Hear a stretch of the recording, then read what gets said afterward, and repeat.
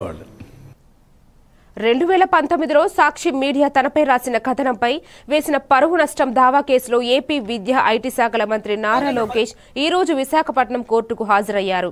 అనంతరం ఆయన మీడియాతో మాట్లాడారు.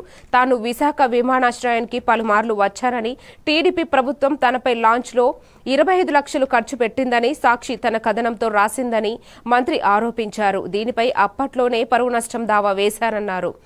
ఆధారాలు లేకుండా ఇలాంటి వార్తలు ప్రచారం చేస్తే రిజాయిండర్ ఇవ్వాలని నోటీసులు జారీ చేశామని చెప్పారు. పదే పదే ఆధారాలు లేకుండా దుష్ప్రచారం చేస్తున్నారని పేర్కొన్నారు. ఇవాళ కూడా మంత్రి హోదాలో విశాఖకు వచ్చిన పార్టీ ఆఫీసులో బస్సులో నిద్రించినట్లు తెలిపారు.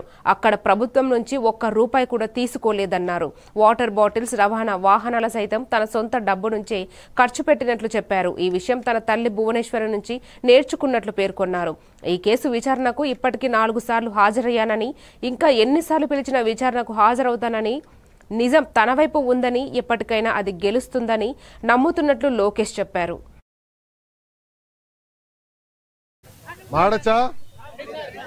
మీకు అర్లీగా వెళ్ళిపోవచ్చు ఈరోజు మీరు. ఓకే, మీడియా మిత్రులందరికీ నా నమస్కారం. 2019లో బ్లూ మీడియా పత్రిక సాక్షి నా పైన ఒక ఆర్టికల్ వేస్తాం జరిగింది. దాంట్లో ప్రధానంగా నేను మంత్రిగా ఉన్నప్పుడు విశాఖపట్నానికి అనేక సార్లు వచ్చాను. లాంజ్లో నా పైన దాదాపు 25 లక్షల రూపాయలు ఆనాటి తెలుగుదేశం పార్టీ ప్రభుత్వం ఖర్చు పెట్టిందనే వార్త వేస్తాం జరిగింది. అప్పుడే నేను లీగల్ నోటీస్ కూడా జారీ చేశాను. మీరు క్షమాపణ చెప్పాలి, నేను ఎక్కడ ఆధారాలు లేవు, రాజ్యాంగం చాలా స్పష్టంగా ఆధారాలతో ప్రింట్ చేయాలి అని చెప్తుంది.